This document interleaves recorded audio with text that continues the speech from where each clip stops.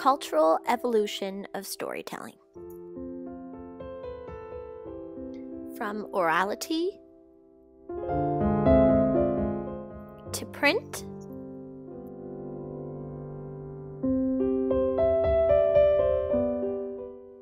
and beyond.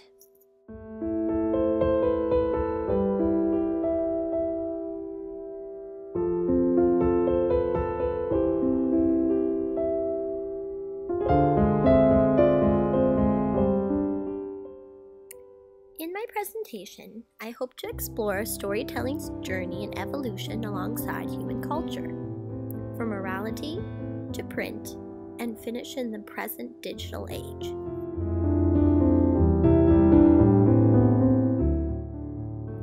Stories work with people, for people, and work on people, affecting what individuals and collective groups are able to see as real, as worth doing, or what best to avoid.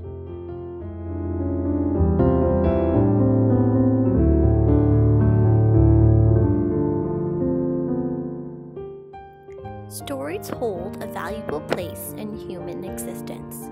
Stories have been shared in every culture as a means of entertainment, education, cultural preservation, and in order to instill moral values. In his work, Zeep states that, though it is impossible to trace the historical origins and evolutions of storytelling to a particular time and place, we do know that human beings began telling tales as soon as they developed the capacity of speech. They may have even used sign language before speech originated to communicate vital information for adapting to their environment.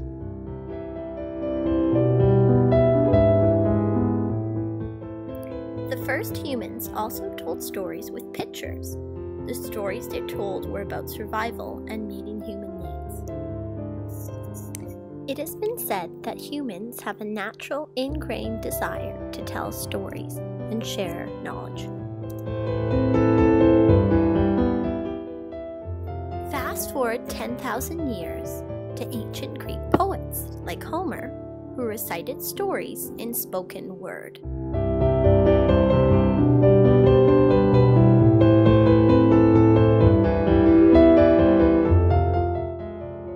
Hugo states that with the introduction of print, human thought would change its mode of expression, that the principal idea for each generation would no longer write itself with the same material and in the same way, that the book of stone, so solid and durable, would give place to the book made of paper, yet more solid and durable.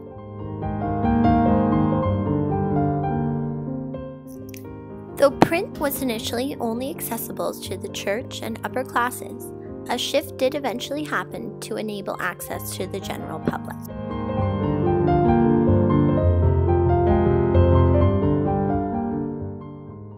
Printed text allowed for knowledge and stories to reach many more people. In turn, the public knowledge expanded, with an overall result in social and cultural change. Bolter refers to the industrial age of print as a time when writers and publishers were taking advantage of the mechanized presses to create mass publication newspapers, magazines, and novels.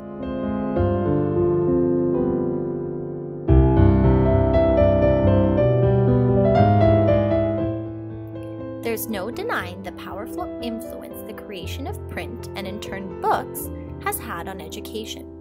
Learning through print and literacy became much more accessible on a global scale. The same can be said about storytelling. Stories expanded their reach alongside print and books. Because of this global expansion, stories were influenced and adapted by the people and cultures they came into contact with.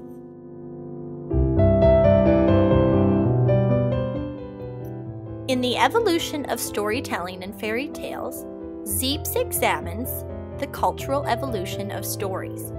He states, all tales want to be relevant in the same way that we seek to make ourselves relevant through storytelling. Tales do not have agency.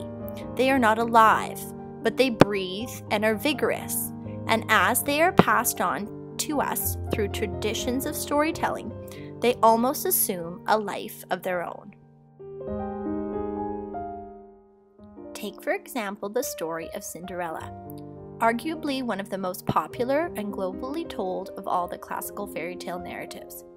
Certain fairy tales rise to fore in our minds in Western culture, assuming a specific status as a classical and traditional.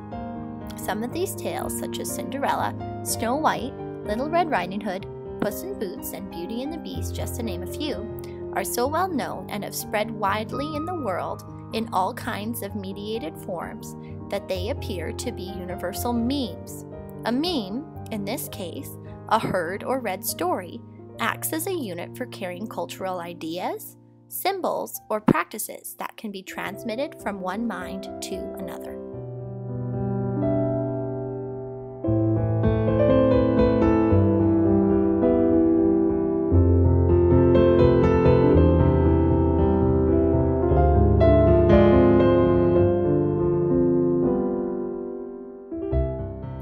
With the evolution of print into books, not all viewed accessible public education as a positive development.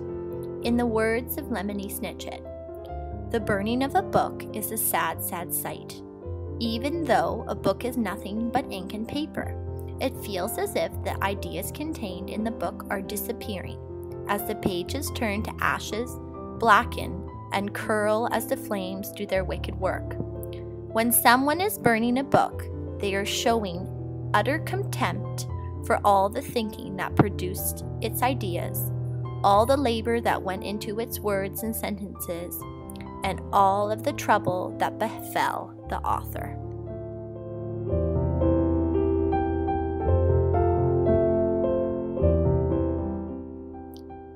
Some question if the central role of reading and writing diminished the importance and practice of oral language in education and society.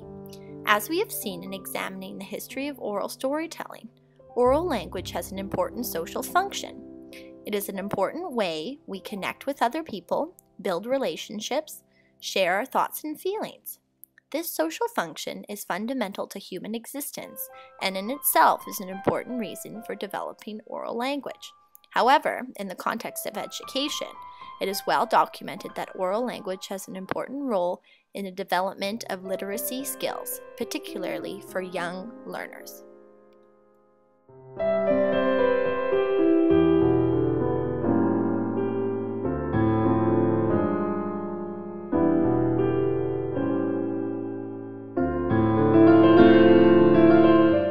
Spoken language can itself be a technology, for it can require method, most obviously in the variety of oral poetry and storytelling that have been practiced for thousands of years and are still important today in much of the developing world.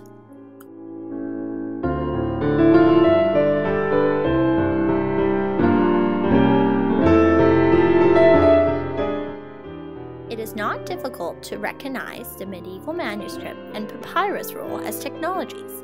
The same can be said about the printing press and typewriter, which are viewed as technologies responsible for the mechanization of writing in the industrial age of print.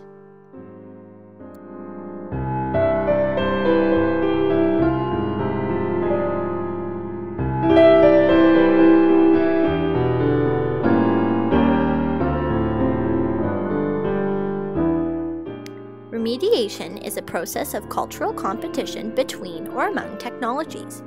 In Western Europe, the shift from handwritten codex to printed book was another such refashioning, and the shift to electronic writing was yet another. We might call such shift a remediation, in the sense that a new medium takes the place of an old one, borrowing and reorganizing the characteristics of writing in the older medium and reforming its cultural space.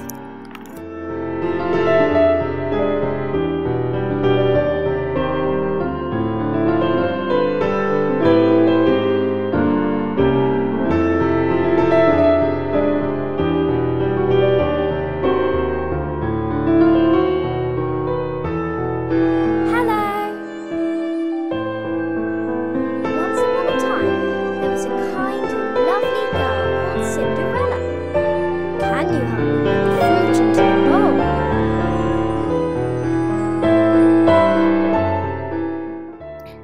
the 20th century, print has engaged in contests of remediation with photography, film, and television.